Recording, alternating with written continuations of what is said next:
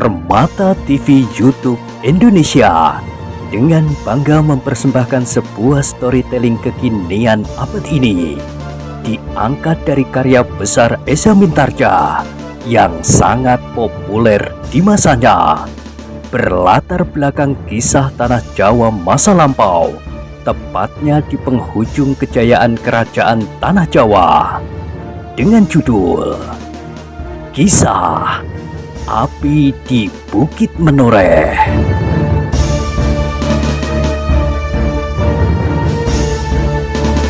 Pada kesempatan yang sangat baik ini, kita masuk pada episode yang ke-330. Selamat menikmati.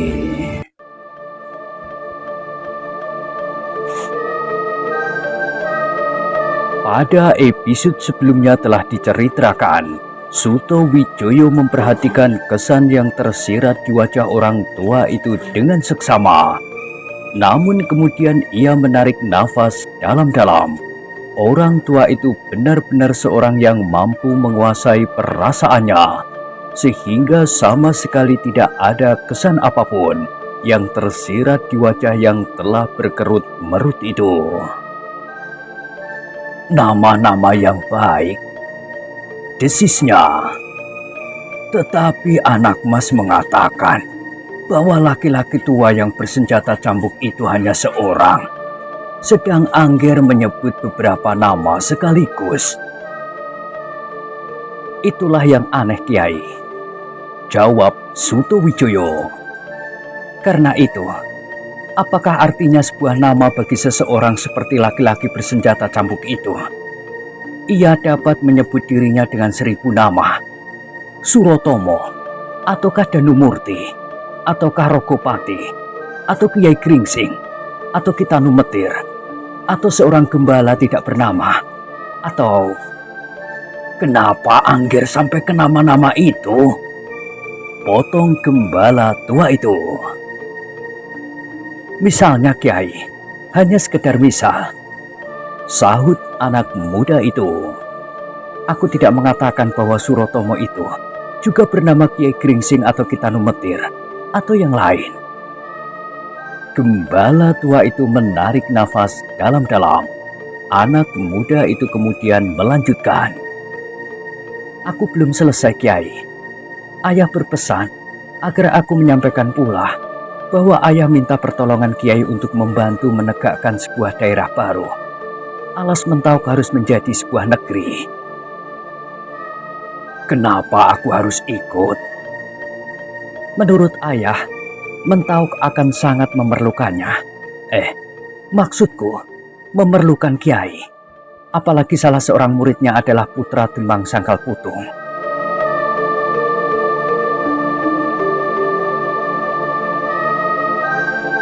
Orang tua itu tersenyum. Jawabnya, itulah yang penting. Letak Sangkal Putung sangat menguntungkan bagi daerah baru itu untuk menghadapi Pajang. Garis yang menjelucur dari Alas Mentauk, Prambanan, kemudian Sangkal Putung adalah lapis-lapis pertahanan yang pasti tidak tertembus.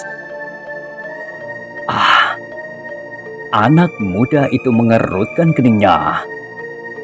Adakah seorang gembala di seluruh Pajang yang begitu cepat menanggapi keadaan medan seperti Kiai? Gembala itu berdesah. Itulah agaknya, maka ayahanda telah meminta Kiai untuk datang ke Alas Mentauk. Gembala itu tidak segera menjawab. Ayah sangat mengharapkan kedatangan Kiai. Apakah ternyata kemudian ayah keliru? Atau akulah yang keliru? Terserahlah. Atau barangkali Kiai telah keliru atau lupa menyebut nama sendiri. Anak muda itu pun tertawa. Kau ini, Ger. Dan anak muda itu berkata seterusnya. Tetapi ayah juga berpesan bahwa apa yang dilakukan ayah sekarang ini tidak sekedar terdorong oleh suara yang pernah didengar dari puncak sebatang pohon kelapa yang hanya berbuah sebutir oleh Ki Ageng Giring. Apakah Kiai sudah mendengar dongeng itu? Belum, Ger. Namun orang tua itu tertawa sehingga Suto Wijoyo menyahut. Ah, Kiai mencoba untuk menyembunyikan diri. Kenapa? Gembala itu mengerutkan keningnya. Kiai pasti sudah mendengarnya, karena Kiai tertawa. Kemudian dengan bersungguh-sungguh Suto Wijoyo bertanya, apakah Kiai percaya bahwa siapa yang minum air kelapa itu dan menghabiskannya sekaligus akan menurunkan raja? Sebaiknya kita percaya, jawab gembala itu sambil tersenyum. Jika kemudian ternyata demikian, maka keturunan Ki Gede Pemanahan itu akan menjadi raja. Ah, Suto Wijoyo berdesah. Bukan itu soalnya. Tetapi gembala tua itu tertawa. Katanya, Angger memang seorang pemikir yang cemerlang. Sebelum Alas Mentauk itu benar-benar menjadi sebuah negeri, Angger sudah membentengi dengan ketat. Sangkal Putung, Jati Anom, dan Menoreh adalah suatu lingkaran yang rapat. Sudah tentu Angger akan menghubungi Mangir dan sekitarnya.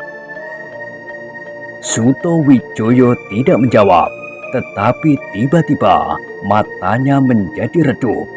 Sejenak ditatapnya Honggopati dan Diposongo yang terkantuk-kantuk.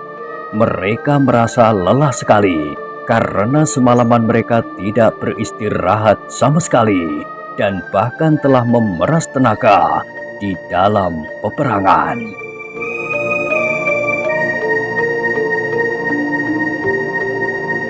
Kalian lelah sekali, desis Suto Wijoyo. Keduanya tersenyum. Iya, tetapi biarlah kami duduk di sini. Suto Wijoyo mengangguk-anggukkan kepalanya. Kemudian katanya kepada gembala tua itu hampir berbisik. Tetapi Kiai, jalan ke selatan itu tidak begitu menggembirakan. Kepala tanah perdikan Mangir agaknya mempunyai sikap sendiri. Orang tua itu mengerutkan keningnya. Apa katanya? Mereka merasa bahwa mereka lebih tua dari tanah Mentauk yang sedang dibuka itu. Bagi mereka, Mentauk dapat menjadi perintang atas perkembangan tanah perdikan itu. Kalau begitu, mereka akan berusaha merintangi perkembangan Alas Mentauk, bahkan mungkin bekerja bersama dengan Pajang. Dengan Pajang tentu tidak. Tetapi hasrat untuk besar dan berdiri sendiri itulah yang akan dapat menjadi perintang. Apakah hal itu merupakan persoalan yang dapat dianggap bersungguh-sungguh bagi Mentauk? Tetapi sampai saat ini, kami masih berusaha untuk membatasi persoalannya. Kami seolah-olah tidak mempedulikan lagi, Kiai. Mudah-mudahan untuk selanjutnya, Mangir tidak mengganggu kami.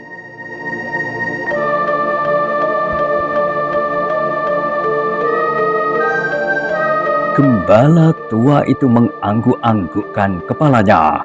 Gambaran masa depan yang suram bagi Pajang.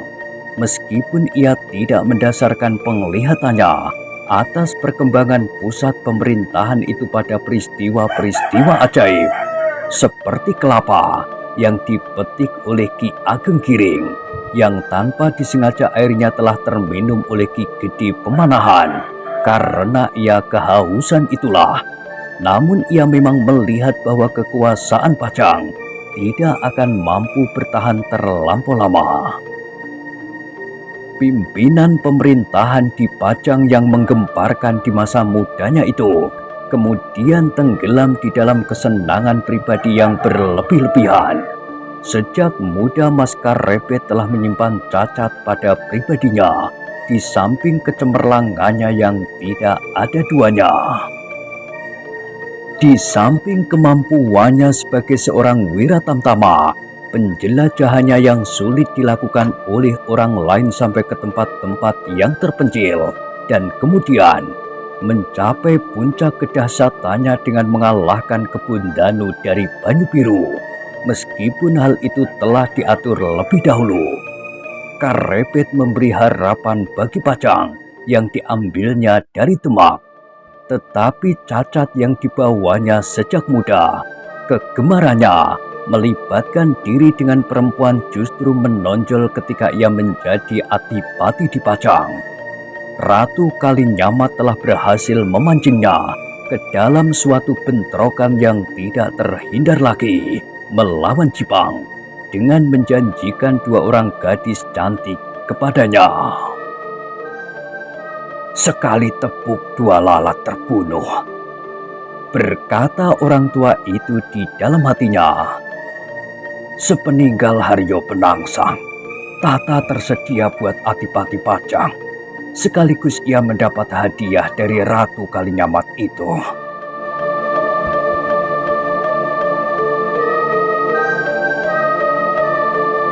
Tetapi yang akan disesali oleh Sultan Pajang itu adalah kelalaiannya memberikan tanah yang sudah disanggupkannya kepada Ki Gede Pemanahan.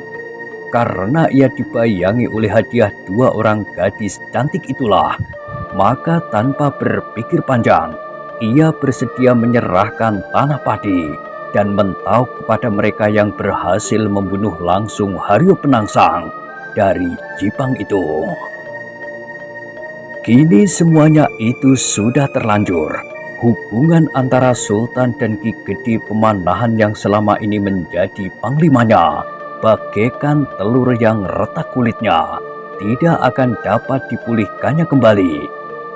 Apalagi Ki Gede Pemanahan sudah mulai membuka alas Mentauke meskipun mungkin hal itu tidak dikehendaki oleh Sultan Pajang. Orang tua itu menarik nafas dalam-dalam, katanya di dalam hati. Memang persoalan-persoalan selama kita masih hidup ini tidak akan ada selesainya. Persoalan menoreh agaknya sudah semakin terang. Yang tinggal adalah masalah Sidanti dan Argojoyo. Meskipun persoalan itu akan merupakan persoalan yang sangat rumit bagi Ki Argopati. Apalagi menurut pendengaranku yang belum jelas, baik diucapkan oleh Ki Tambakwedi maupun Sidanti sendiri, anak itu bukanlah putra Ki Argopati. Orang tua itu mengangguk-angguk sendiri. Kemudian ia masih berkata kepada diri sendiri, dan sekarang telah terbuka lagi masalah-masalah baru yang harus dihadapi. Alas Mentauke, meskipun sebenarnya aku masih dapat menghindarkan diri, tetapi persoalan ini akan langsung bersangkutan dengan Kademangan Sangkal Putung, Prambanan, dan tanah perdikan ini. Namun lebih daripada itu, agaknya Ki Gede Pemanahan mempunyai perhitungan tersendiri. Kenapa ia dengan sengaja berusaha untuk melibatkan gembala tua itu dalam persoalannya? Aku harap Kiai memikirkannya sebaik-baiknya. Tiba-tiba gembala tua itu dikejutkan oleh kata-kata Sutowijoyo. Aku akan berpikir, anak mas. Memang barangkali Kiai sama sekali sudah tidak mempunyai pamrih apapun. Tetapi murid-murid Kiai itu adalah anak-anak muda yang masih menginginkan masa depan yang panjang. Orang tua itu mengangguk-anggukkan kepalanya. Adalah lebih baik kalau Kiai dapat pergi bersamaku ke Mentauke. Oh, tentu tidak, Angger. Kecuali kalau Angger tidak tergesa-gesa kembali. Aku harus segera berada di Mentauke, Kiai. Kalau begitu, Angger dapat pergi lebih dahulu, berkata gembala tua itu. Tetapi bukankah Angger akan bertemu dengan Ki Argopati? Sutowijoyo mengangguk-anggukkan kepalanya. Namun dalam pada itu, terkilas suatu persoalan yang pasti akan menjadi sangat rumit baginya, apalagi bagi murid-muridnya. Kalau benar-benar terjadi persoalan antara Pajang dan Alas Mentauke, kemudian ia berpihak kepada Sutowijoyo, bersama kedua murid-muridnya, maka ada kemungkinan mereka akan berhadapan dengan Senopati Pajang di sisi selatan, Untara. Orang tua itu menggelengkan kepalanya, seolah-olah ia ingin mengusir persoalan yang melintas dengan tiba-tiba di kepalanya itu. Namun yang terbayang justru Untara sendiri, berdiri tegak dengan pedang di tangan. Orang tua itu berdesah, namun ia terkejut ketika ia mendengar Sutowijoyo bertanya, "Kenapa, Kiai?" Gembala itu tergagap, namun kemudian ia melihat sesuatu telah melonjak di dada orang tua itu. Tetapi meskipun demikian, Sutowijoyo itu tidak bertanya lagi.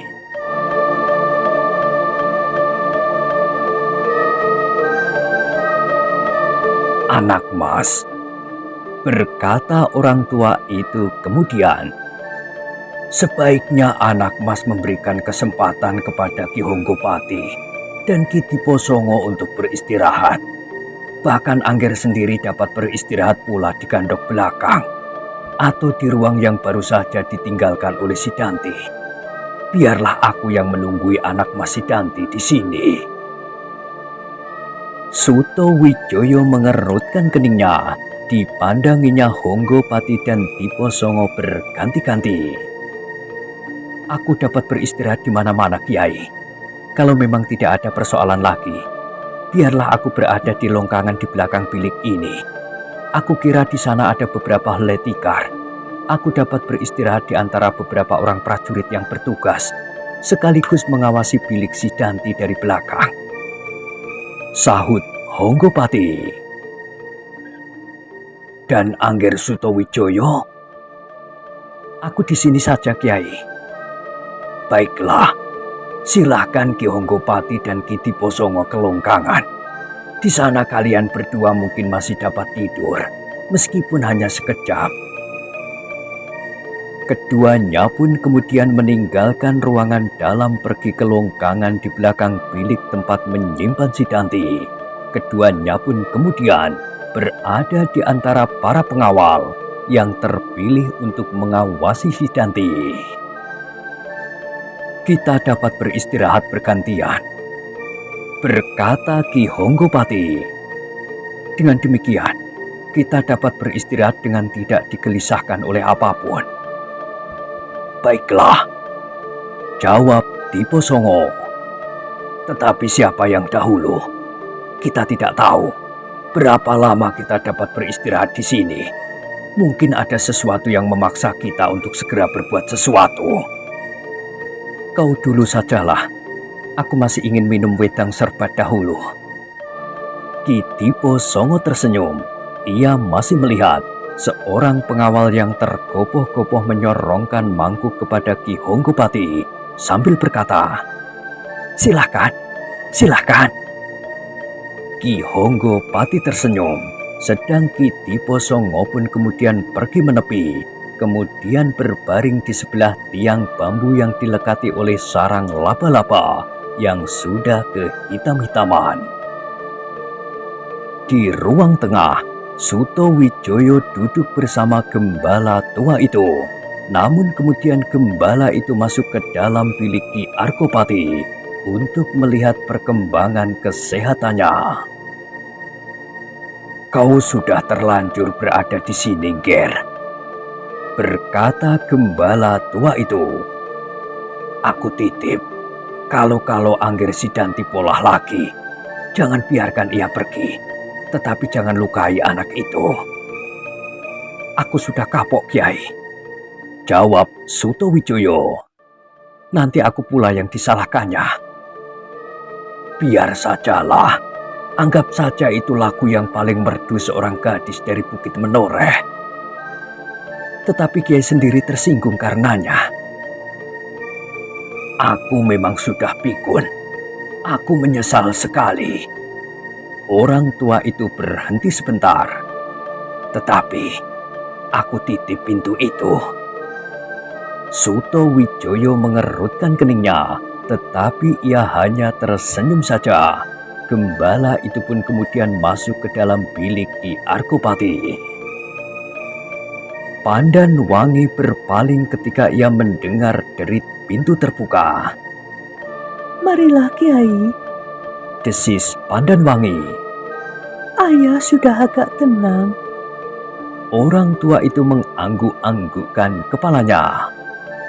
"Syukurlah," jawabnya. "Mudah-mudahan segera menjadi baik." "Tetapi bagaimana dengan Raden Sutawijaya itu?"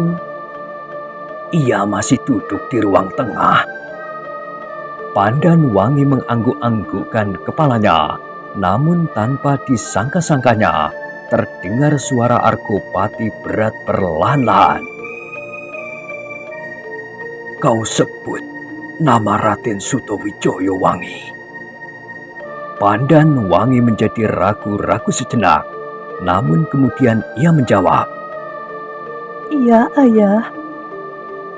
"Kenapa dengan Raden Sutawijaya?" "Ia berada di ruang tengah." Jawaban itu agaknya telah mengejutkan Ki Arkopati, sehingga perlahan-lahan matanya yang selalu terpejam itu terbuka. "Ia berada di sini." "Iya, Ki Gede." Gembala tua itulah yang menyahut. "Tetapi jangan hiraukan kehadirannya. Anak nakal itu hanya sekedar ingin tahu, seperti ayah angkatnya Sultan Pajang yang sekarang.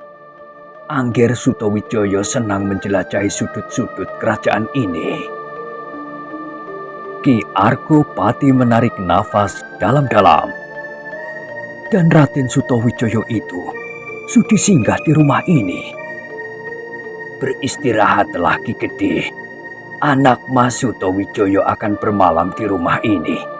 Besok atau kapan saja Ki Gede masih sempat menemuinya apabila keadaan Ki Gede sudah menjadi semakin baik." "Raden Sutawijaya akan bermalam di sini?"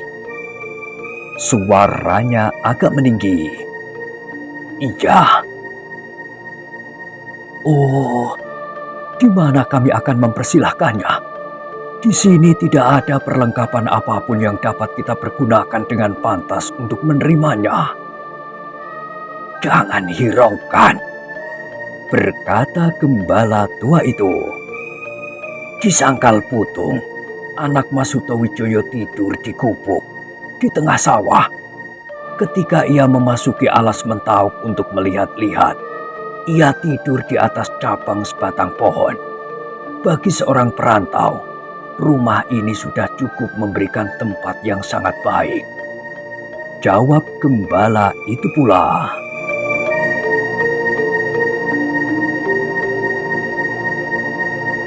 Ki Arkopati tidak segera menjawab, tetapi tampaklah kekecewaan membayang di wajahnya yang pucat itu. Apalagi ia sendiri masih belum dapat bangkit dan menerima Raden Sutawijaya yang bergelar Mas Ngabei Loreng Pasar, putra angkat Sultan Pajang itu.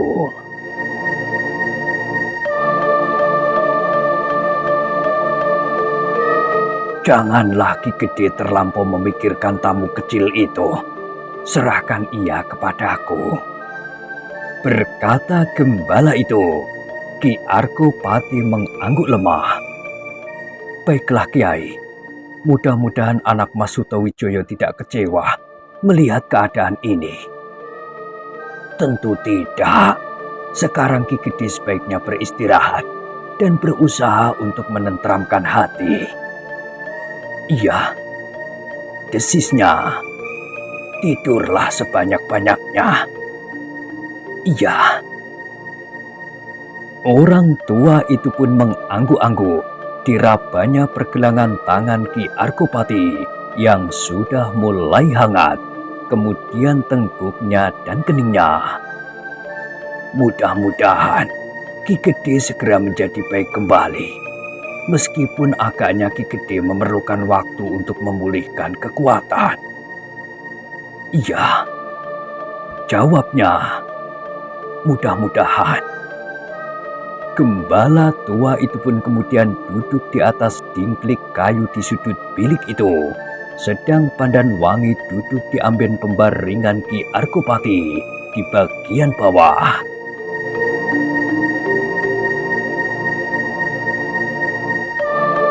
Sementara itu, Samekto dan Kerti telah memasuki ruangan dalam kembali.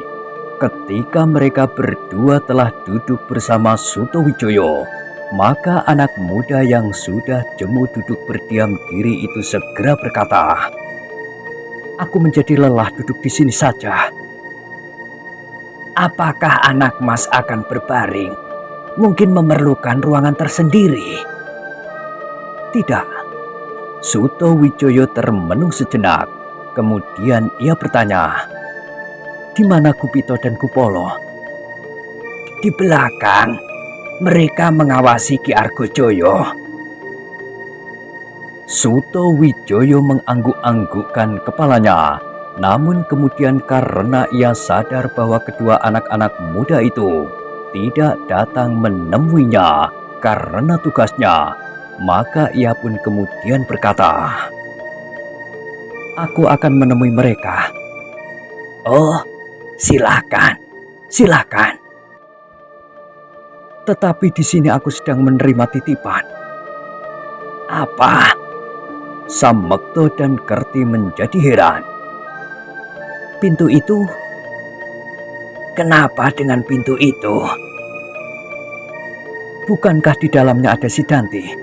Gembala itu menitipkan kepadaku untuk mengawasi kalau Sidanti kambuh lagi.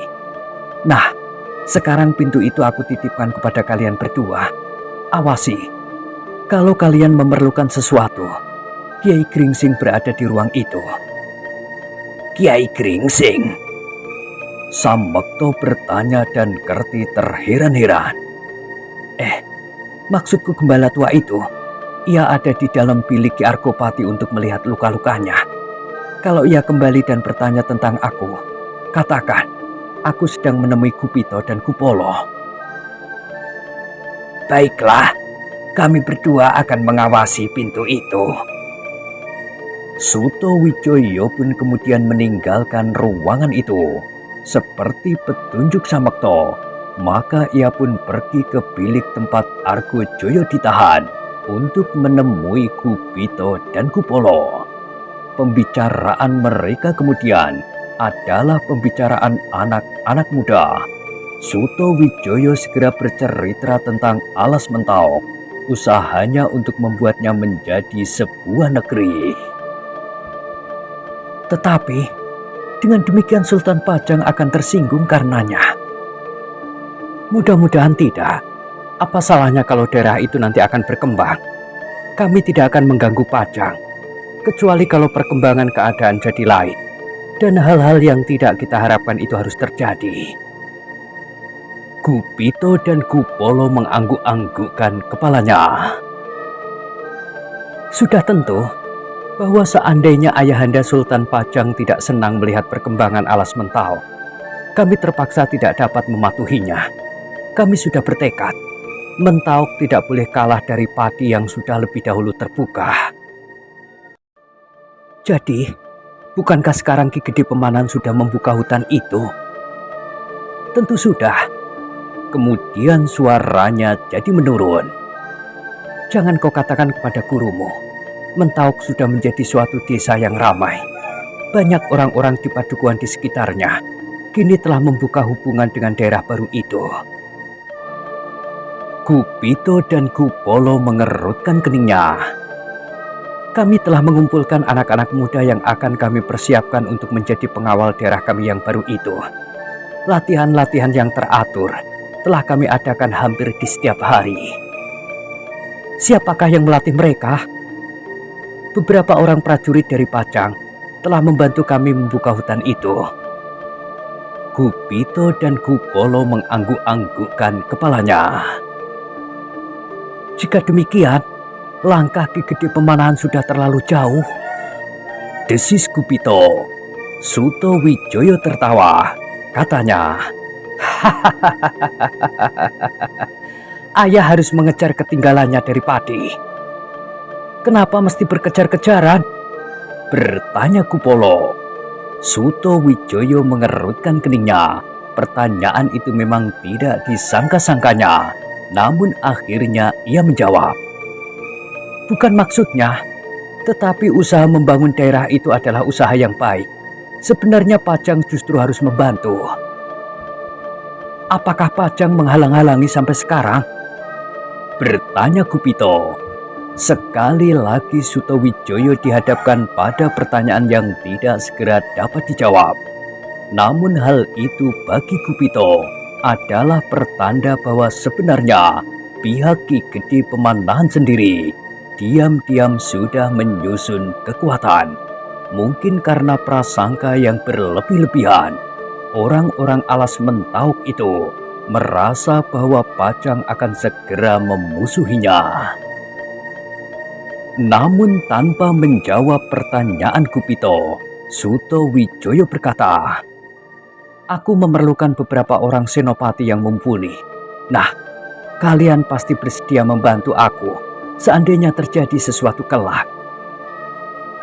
Gupito dan Kupolo saling berpandangan sejenak.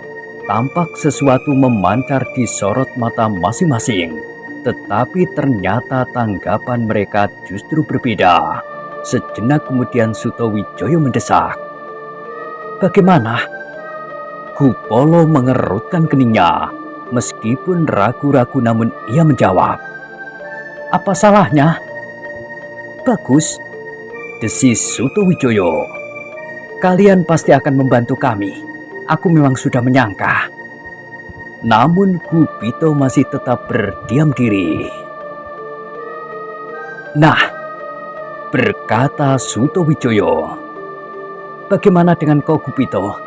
Aku tahu bahwa kau selalu dibayangi oleh keraguan-raguan. Tetapi kau sekarang sudah dewasa sepenuhnya. Kau sudah mampu melakukan banyak tindakan di dalam peperangan. Bukankah kau pada suatu ketika, seperti yang terjadi di peperangan, harus mengambil keputusan dengan cepat? Nah, kau harus mengambil pengalaman. Kau dapat melakukan kalau kau mau." Gupito mengangguk-anggukkan kepalanya, tetapi kemudian ia berkata, "Aku harus mengatakannya kepada guru." "Aku tahu bahwa kau akan bersikap demikian, tetapi agaknya gurumu pun akan ikut serta bersama kami.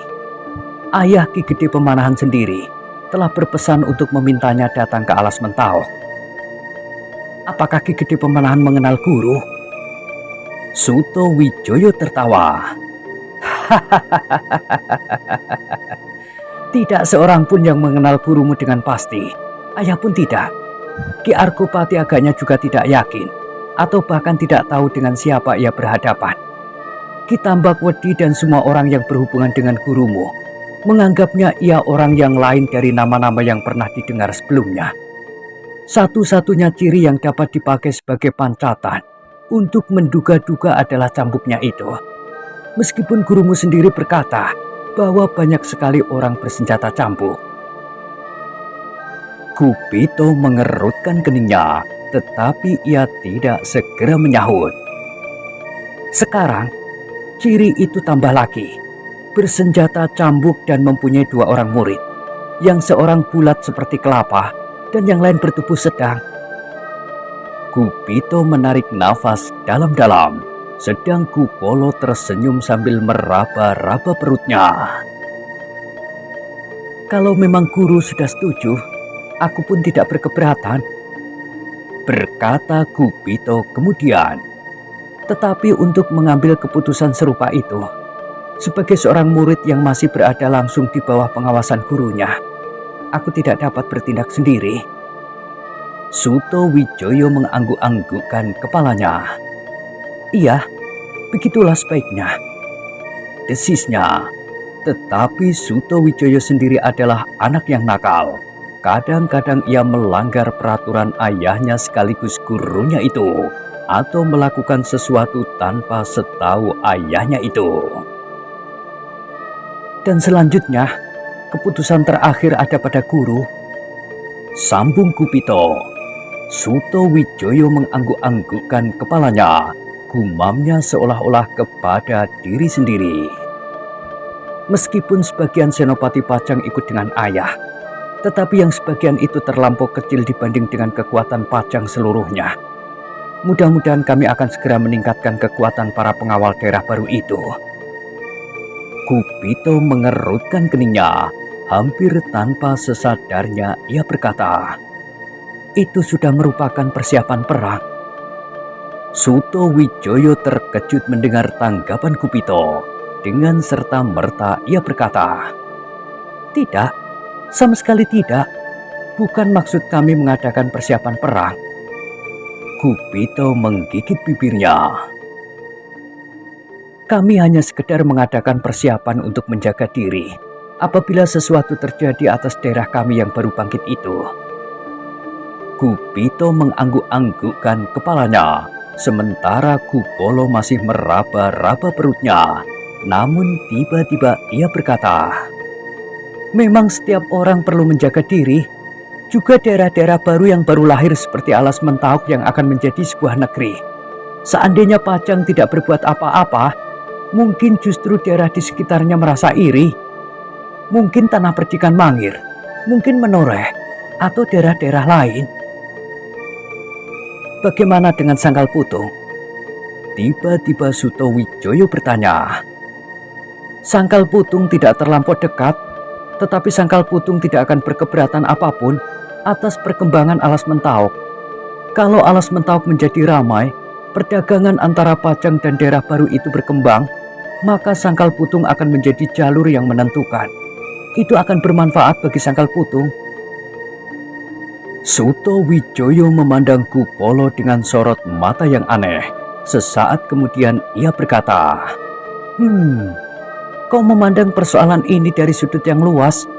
Meskipun tampaknya kau hanya dapat berkelahi dan tertawa-tawa tanpa arti, ternyata pandanganmu cukup tajam.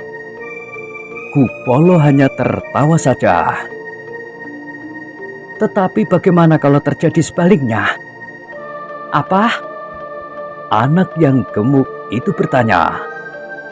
Kalau yang lewat itu bukan serombongan pedagang, tetapi sepasukan prajurit dari Pajang menuju ke Alas Mentauk. Kupolo berpikir sejenak dan jawabnya sama sekali tidak disangka-sangka oleh Suto Wijoyo maupun oleh Kupito. Katanya, kalau yang lewat sepasukan prajurit, aku harus bersembunyi atau mengungsi. Ketiganya tidak dapat menahan hati. Suto Wijoyo tertawa meledak, meskipun segera menutup mulutnya dengan kedua tangannya. Sedang Kupito tersenyum kecut. Sudahlah, berkata Suto Wijoyo kemudian. Aku akan pergi ke ruang tengah. Kalau gurumu sudah selesai dengan Ki Argopati, ia akan mencari aku. Aku masih harus menemui Ki Argopati dalam kesempatan ini. Juga mempersoalkan dibukanya Alas Mentauk? Bertanya Kupolo. Iya. Mudah-mudahan tidak ada kesulitan dari manapun, berkata Kupito perlahan-lahan. Tentu, kami mengharap demikian. Tetapi seandainya ada banjir, kami sudah siap membuat tanggul. Kupito mengangguk-anggukkan kepalanya, tetapi ia merasa bahwa soalnya bukan sekedar membuat tanggul. Namun demikian, ia tidak berkata sesuatu lagi.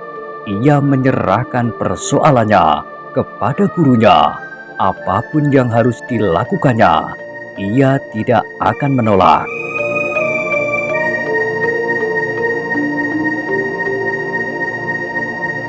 Ketika kemudian Suto Wijoyo masuk kembali ke ruang tengah, yang ditemuinya adalah Sambekto dan Kerti yang masih duduk di tempatnya, sehingga anak muda itu bertanya, apakah gembala itu masih berada di dalam bilik Ki Argopati? Sambekto menggelengkan kepalanya. Tidak, baru saja ia pergi keluar. Aku berada di luar. Tetapi ia pergi keluar lewat pintu butulan. Agaknya anak mas diharap duduk di sini sebentar. Suto Wijoyo mengangguk-angguk pula. Baiklah, aku akan menunggunya di sini. Sementara itu, gembala tua itu pergi kepada kedua muridnya. Ditemuinya, Kupolo sedang berbaring di atas anyaman daun kelapa, sedang Gupito duduk memeluk lututnya. Beberapa langkah dari mereka, seorang penjaga berjalan hilir mudik dengan tombak di tangan.